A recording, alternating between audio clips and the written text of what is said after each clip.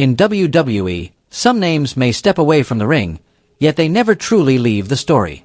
When the entrance music fades, what remains isn't only the spotlight, it's the start of a new chapter. Some become commentators, some open training schools, others move into politics, business, or television, and a few rebuild their lives from square one. And the most interesting part is this: the world behind the curtain can be harsher than any match you see in the ring. Today, Wrestling Sphere will take you on the search for answers.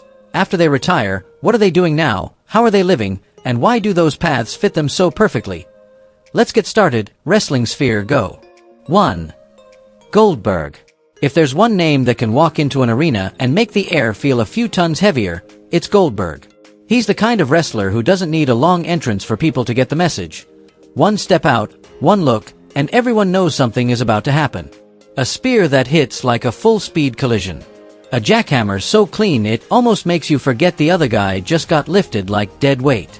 Goldberg didn't build his legacy on marathon matches. He won with shock value, fast, harsh, decisive, and he always left the crowd feeling like they just witnessed something that didn't play by normal rules. By 2025, Goldberg closes the final chapter of his in-ring career. Not the usual loud retirement that turns into another comeback the moment there's a big pop. This time it feels like a clean signature at the bottom of the page. Enough fame, enough legacy, and the right moment to walk away while the image still holds its power. After WWE, Goldberg leans into a life that fits him perfectly, built for the camera. He takes acting roles that match his intensity and larger-than-life presence. At the same time, he steps in as the host of the car show Garage Mahal, a world where speed, engines, roaring exhaust, and raw passion come first. Exactly the kind of place where the machine growls and your pulse answers back. And when he's not in front of a lens, Goldberg stands in front of people in a different way, as a motivational speaker. He talks about discipline, mental steel, getting up under pressure, and why pushing through real life can be harder than any sprint inside the ring. Goldberg may leave the squared circle, but that hit you right in the face energy never really goes away. 2. Christopher Nowinski.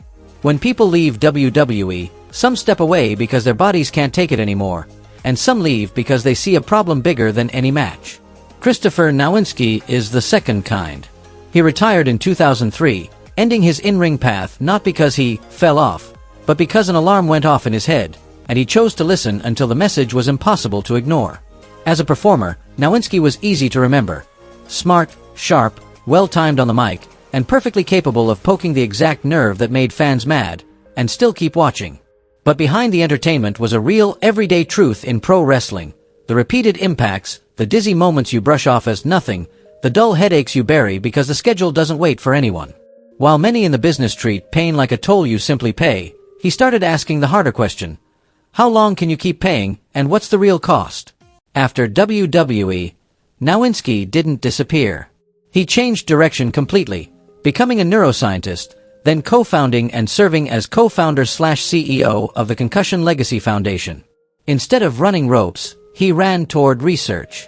Instead of chasing wins and losses, he took on a longer fight, raising awareness about concussion safety, warning people about damage that builds over time, and pushing the world to face CTE, something that doesn't drop you in one instant, but can quietly grind a life down piece by piece. What makes Nowinski's journey compelling is that he didn't just switch careers. He switched purpose. From a guy who once made crowds react with boos, he became someone who made an entire industry slow down and think seriously about the most valuable thing any wrestler brings into the ring: their brain. 3. Booker T. Some people retire to step back. Others retire to switch roles, while staying right in the middle of the game. Booker T is that second type. In 2023, he wrapped up his in-ring run in a way that fits him perfectly. No melodrama, no dragging it out, just walking away when he understood exactly what his body was telling him, then moving straight into work he's just as good at, talking about wrestling and creating wrestlers. On commentary, Booker T is the kind of voice you recognize instantly. He doesn't need to sound overly academic. What he brings is the truth of someone who's been through every kind of impact, who knows the price of one reckless decision, and who's lived moments where being off by half a beat can send a career down a different road. So when he speaks, it carries weight. He doesn't just call moves, he reads mindset. Who's nervous, who's trying to look calm, who just made a tiny mistake that could snowball if they don't hit the brakes in time.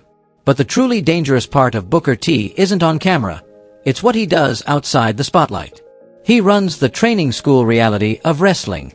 And there, he doesn't teach people how to pose. He teaches them how to last. From timing the ropes, to bumping safely, to finding the camera, controlling breath, delivering lines, and, most important, bringing the right attitude into the gym. He understands a wrestler isn't built by muscles alone, but by discipline, the thing that decides whether you survive when the lights go off. Booker T left the ring, but he never left the craft. He's still a storyteller for the audience, and at the same time, he's helping write the next chapter for the generation coming up behind him. 4. Gail Kim. Gail Kim is the kind of name that, the moment you hear it, real wrestling fans already know. She was never a pretty accessory on the card. She walked out with a clean, icy presence, and the way she threw her offense felt like signing the paperwork on her opponent. Missed the timing by a split second and you paid for it. What made Gail different wasn't loud theatrics or overdone showmanship. It was the sense that she always had control.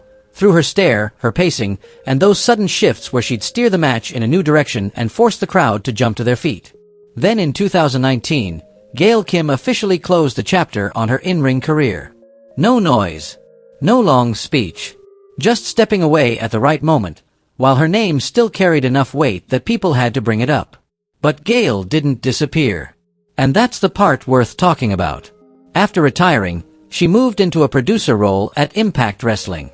It sounds quiet on paper, but in reality, it's where the soul of a match gets decided. Gail wasn't the one taking bumps on camera anymore. She was the one behind it, building the puzzle.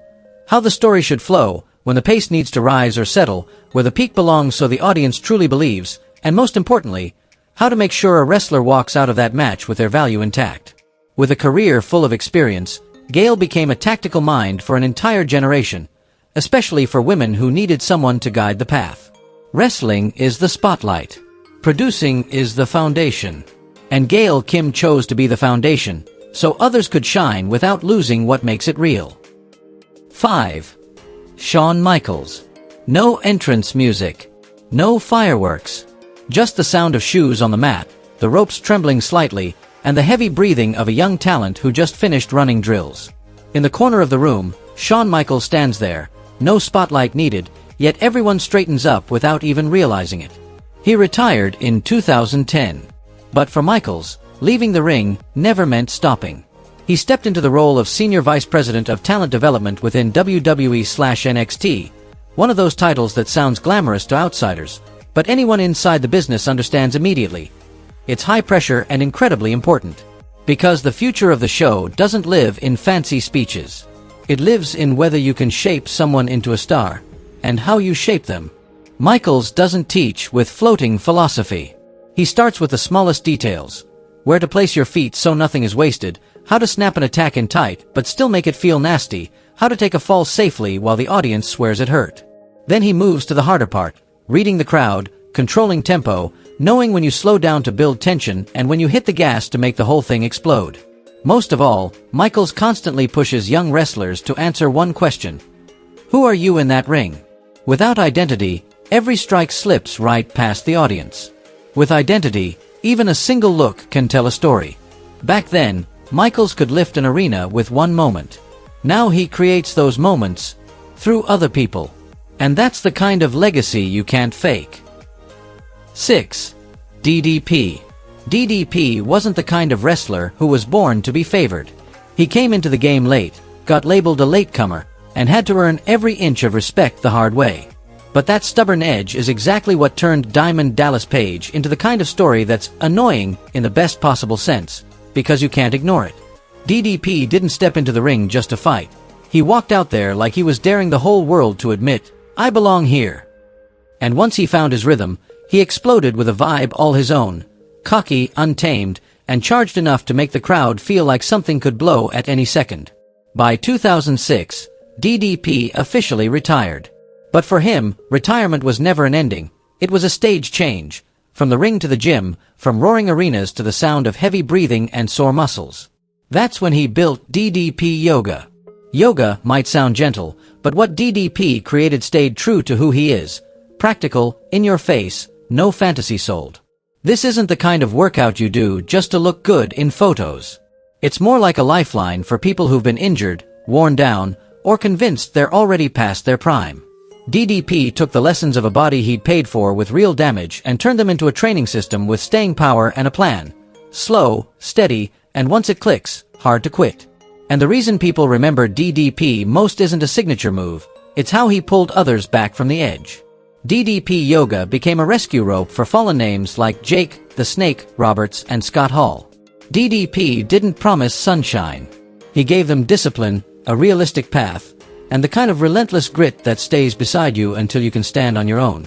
That's DDP's real finisher, helping someone win against themselves. 7. The Great Khali. The Great Khali is the kind of presence where even standing still feels wrong in the best way. A towering shadow, footsteps heavy like a sledgehammer, hands so massive they look like they could crush anything within arm's reach. In WWE, Khali never needed to fly around to make an impact. Simply being there was the warning label. This was a man built to pressure opponents with size, strength, and pure intimidation. But if you watched long enough, you'd realize Khali wasn't just the giant who shows up for the visuals. He represented a milestone, one of the rare Indian faces at the time who could step onto the biggest stage and become someone people had to talk about. His in-ring style wasn't flashy, sure, but he accomplished the most important thing in sports entertainment. He stuck in your memory. By 2014, Khali retired. And instead of fading out like so many do, he went back to the place where his story carried the most weight, home. He became the owner and builder of Continental Wrestling Entertainment, CWE, in India. Not a vanity project, not something opened, just to have it, but a real path meant to turn the dreams of kids who once watched him on TV into something they could actually chase. In that role, Khali became a gate, massive, undeniable. He's no longer the man in the middle of the ring soaking in the crowd's reaction. He's the one behind the curtain shaping the next generation, teaching discipline, conditioning, fundamentals, and most importantly, the mindset to take punishment, the one thing anyone who wants to survive in this business has to develop. Khali used to be WWE's too big to ignore symbol. After retirement, he chose to become India's path opener. A giant who, this time, doesn't use power to pin others down. He uses his name and experience to lift them up. 8. Wade Barrett. Wade Barrett is the kind of wrestler whose voice alone can drop the room's temperature. Not because he's loud, because every line comes out razor sharp, calm, just the right amount of sarcasm, and always with the feeling that he's read you before you even know what's happening. In the ring, Barrett never needed extra glitter to be dangerous. One clean strike, one perfectly timed counter, and that "I don't ask permission" attitude was enough to keep opponents cautious. In 2016, Barrett officially retired. No big goodbye tour. No dramatic, "I'll be back" promise to keep the buzz alive. He simply closed the chapter, like someone who understands real wear and tear knows this truth. Sometimes the smartest win is leaving at the right moment. The interesting part? He didn't leave the world, he just changed seats. From the ring, Barrett moved straight to the WWE commentary desk. And somehow, it fit him a little too well. If he used to apply pressure with offense, now he does it with perspective. Barrett doesn't just repeat what the audience can already see, he translates the match through a fighter's logic. Why that shot mattered, how one mistake can erase everything, and how a tiny moment can flip the entire story. That's the magic with Barrett. He keeps his edge, smart, opinionated, and sometimes he'll sprinkle in a light jab like salt in the right spot, making the commentary both biting and smooth. When he speaks, it doesn't feel like a host talking. It feels like a veteran breaking down a battle, tight, clear, and sharp enough to make the match feel bigger. Barrett retired from competing, but he never retired from making people pay attention. The difference is, now instead of finishing with a kick, he seals each moment with words. 9. Santino Marella. Santino Marella retired in 2014, but a guy like Santino doesn't disappear, he just stops taking bumps. The second he walks out, the crowd recognizes him, the deliberately ridiculous swagger, that deadpan, "I'm totally serious" face, and a natural charm that can light up an entire segment with a couple of lines. At his peak, Santino didn't have to be the main character to stand out, because he knew how to turn small moments into the ones people remember. After stepping away from the ring, Santino picked a lane that matched his strongest weapon, storytelling and controlling the rhythm of a scene. Instead of proving how much longer he could keep fighting, he transitioned into an on-screen authority role in TNA wrestling, an executive in the storyline sense. The guy who comes out to put out fires, lay down the rules, make the calls, and sometimes drop one extra line that makes a tense situation freeze for a second because everyone's trying not to laugh. The best part is, Santino never feels dry as an authority figure. He can be serious enough to earn respect, then go just goofy enough at the perfect moment so the crowd can breathe. When the locker room feels like chaos, Santino shows up like a snap button. He says less but lands more, sets the match up clean, and keeps the story moving instead of standing there just to look powerful. What he brings isn't, "I'm above everyone." It's control, conflict with structure, comedy with a limit, and every confrontation pointed in a clear direction. So Santino keeps living in wrestling in his own way. No nightly collisions, still influencing everything with personality, timing, and that entertainment DNA where the crowd hears his name and instantly knows the vibe is about to change. 10. Rikishi. Rikishi is the kind of wrestler where the second his theme hits, the crowd already knows something fun is about to happen, but don't let the dancing and the comedy fool you. Behind the spotlight is a true veteran who understands the craft to the core. Because being good isn't just muscles or flashy tricks, it's knowing how to protect your opponent, control the pace, and make people believe the story you're telling. Rikishi retired in 2004. And while plenty of names fade off the map, he took a quieter, but far more serious path, running a wrestling training camp in California. That place isn't for anyone who thinks wrestling is just jumping in the ring and swinging for the fences. Students start from the fundamentals: how to bump safely, how to move efficiently without wasting energy, how to apply and escape holds so it looks brutal without actually hurting someone. And then comes the hardest part: match psychology, building a character, managing emotions in front of a live crowd, and learning how to talk with every step you take. Rikishi is like the strict teacher who's fair to everyone. He doesn't promise to turn you into a superstar overnight. What he gives his trainees is discipline, professional standards, and the calm mindset you need to last. For Rikishi, a legacy isn't just yesterday's applause. It's the next generation stepping into the ring stronger because they were trained the right way. 11. The Godfather. The Godfather retired in 2002. And if you ever watched him on TV back then, you already understand why people say this.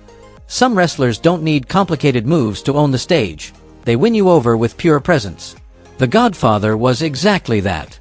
The moment he walked out, there was a story, a personality, and a kind of energy that made the crowd react, either laughing, shouting, or losing it, but always paying attention. After leaving the ring, he didn't take the safe route of disappearing or living off old glory. Instead, he leaned fully into his vibe, becoming a club manager in Las Vegas, where the lights, the music, and the chaos show up every night like a show that never truly ends. And that job might sound simple, but it actually demands confidence and lightning-fast awareness. You have to know when to stay smooth to keep guests happy, when to get firm to keep order, and when to step in at the exact right moment so everything keeps moving. What's interesting is, if you look closely, managing a club isn't as different from wrestling as you'd think. In the ring, you control the rhythm of the match. Outside, you control the rhythm of the room. In the ring, you handle collisions. Outside, you handle situations. And most importantly, it's still about making people feel like they're living through something unforgettable. The Godfather may not step between the ropes anymore, but he's still living in his own universe, where confidence, charisma, and entertainment are what decide whether you stand tall. 12. Kane. Some wrestlers leave the ring and stay close to the spotlight. Coaching, commentary, cameo appearances for the nostalgia pop. Kane went the other way. The man who used to walk out through fire and smoke, carrying an aura that could silence an entire arena, chose a path that sounds like it has nothing to do with wrestling at all, stepping into real-world leadership. Kane retired in 2021. After that, he became the mayor of Knox County, Tennessee, a position with no opening bell, but a level of responsibility where you don't get to mess up the performance. In wrestling, you can sell a strike and make the crowd believe it hurts. In real life, you deal with what actually hurts: plans, budgets, infrastructure, long meetings, quick decisions with long consequences. Put simply, it's a job where every day is a fight, except there's no referee counting 3, and you can't reset with a dramatic finish. The thing people wonder is this: how does a character known for being terrifying, quiet, and basically, one slam and you're done, end up in a government leadership seat. But if you pay attention, a lot of it fits. Discipline, toughness, the ability to stay stone-faced under pressure, and a habit of making firm decisions. In wrestling, Kane learned how to walk into a wall of noise and still keep control. In public office, he walks into a world full of conflicting opinions, and still has to keep control through preparation, process, and accountability. Kane isn't throwing anyone over the ropes anymore. But the way he shifted from monster in the ring to man in charge shows something genuinely impressive. Some people are born to play strong, and some have the backbone to live strong in the real world. 13. Steve Austin. There are legends where the moment you hear glass shatter, you already know the entire arena is about to change pace. Steve Austin is that kind of legend. No fancy speeches. No extra shine. What Austin brought to the ring was raw, straight-as-a-nail toughness, and an energy that made you believe one thing instantly. If he said it, he meant it. Austin retired in 2003. And after stepping away from those brutal, unforgiving matches, he didn't disappear to live as a museum piece. Instead, he leaned into something that still fit him perfectly, grabbing a mic and pulling people into a story. Only this time, the story lived outside the ring. He hosted interview shows like Broken Skull Sessions, where he sits across from the biggest names in the business and does what not everyone can. He gets them to open up. Not the asking questions because you have to, kind.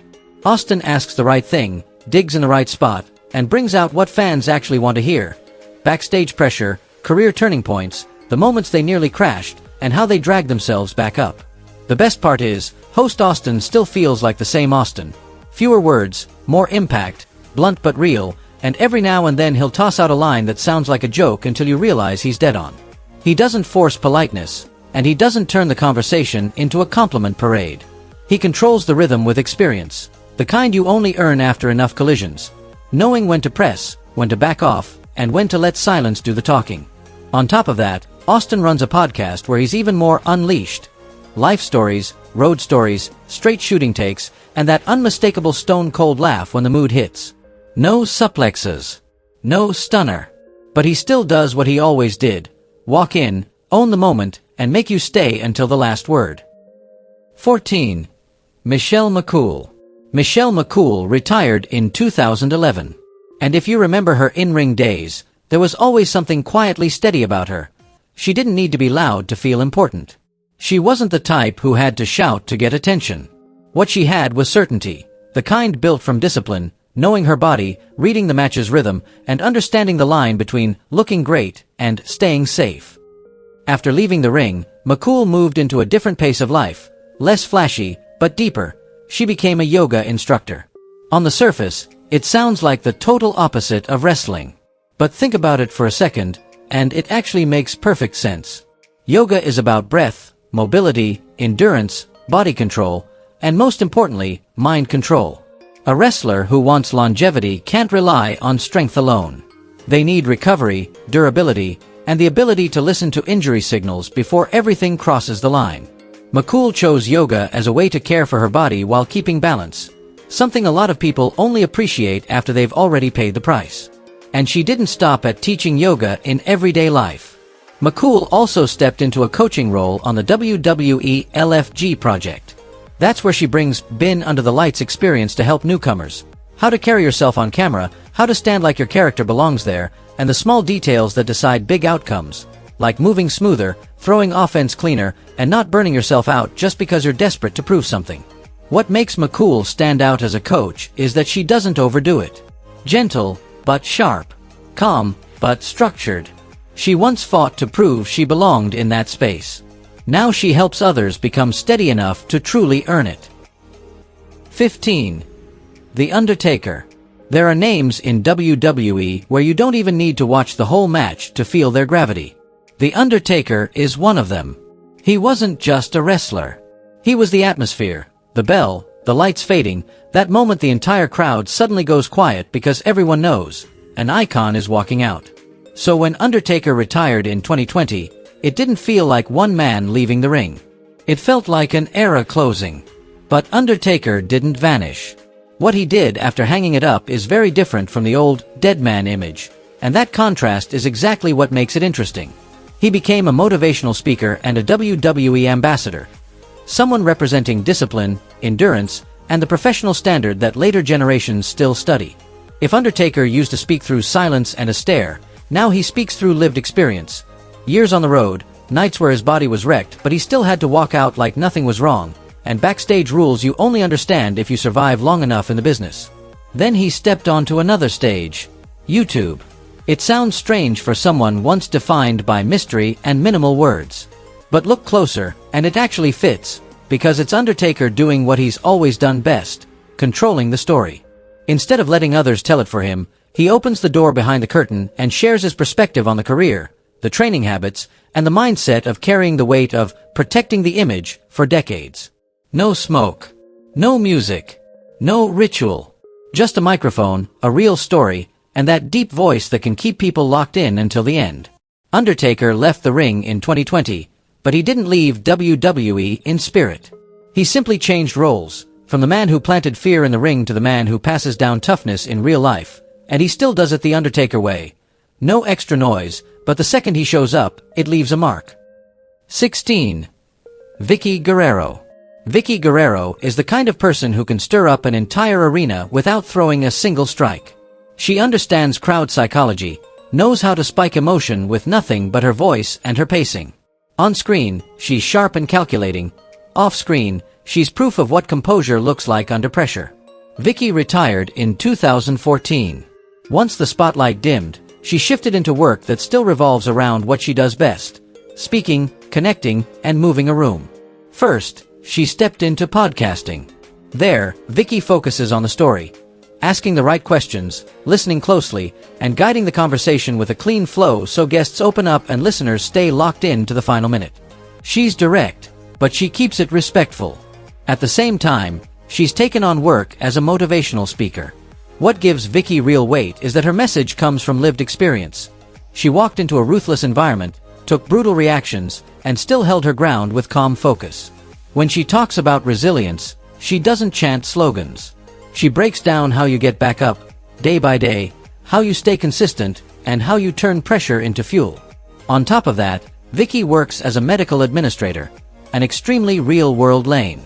That job demands discipline, organization, process, and responsibility for people. There's no space for carelessness. From scheduling and coordinating teams to handling unexpected situations, she has to stay clear-headed and decisive. That seriousness shows she was never just entertainment.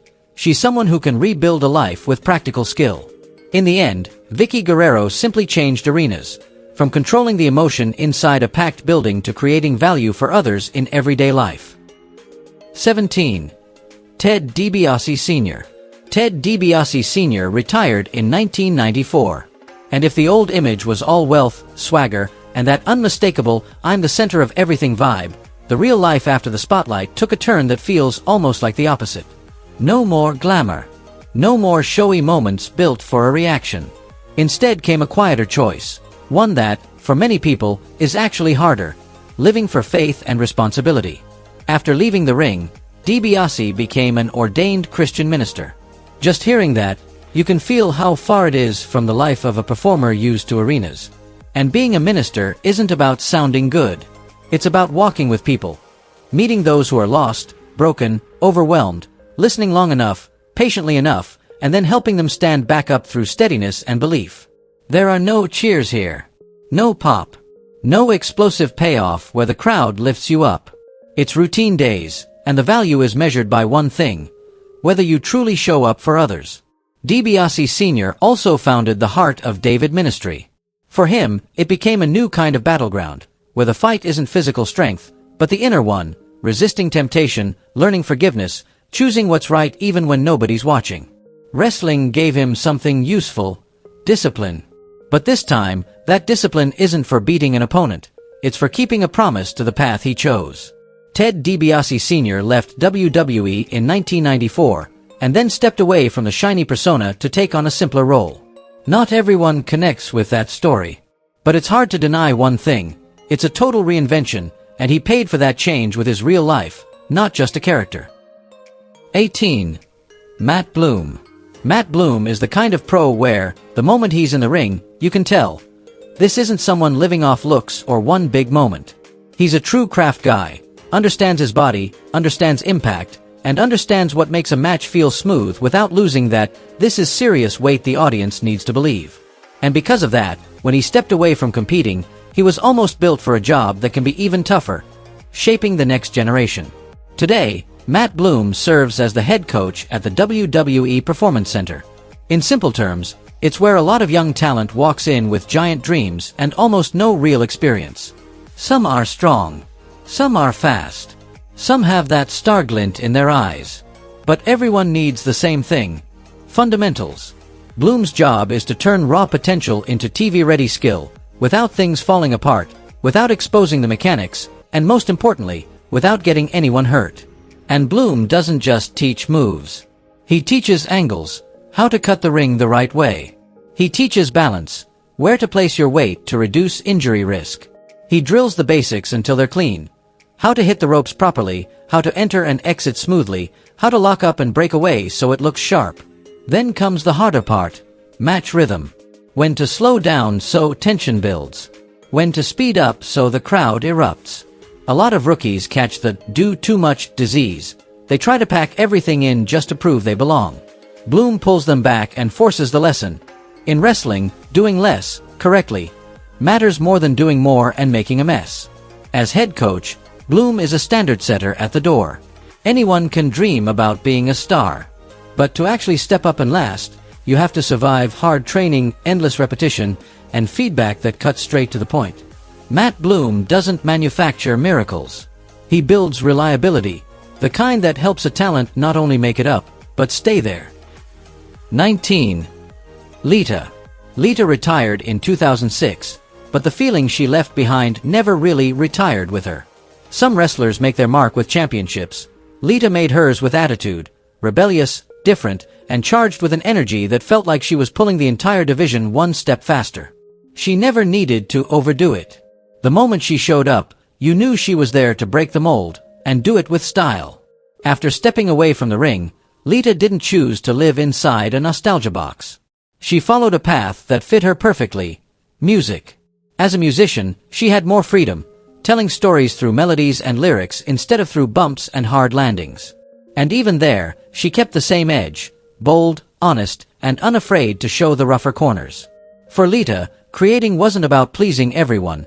It was how she stayed true to herself. But wrestling was always there, like it was still in her blood. Lita has also appeared as a commentator and analyst for women's wrestling. It's a role that doesn't require high-flying, but it does demand real knowledge. Watching a match and pinpointing what actually works, why a small moment can flip the entire rhythm, and how the story is being shaped in real time. Lita doesn't speak just to say something nice. When she breaks things down, you hear the perspective of someone who has lived under the spotlight. What's genuinely difficult, what details matter, and what needs sharpening if a women's talent wants to go the distance. From time to time, Lita also joins WWE panels.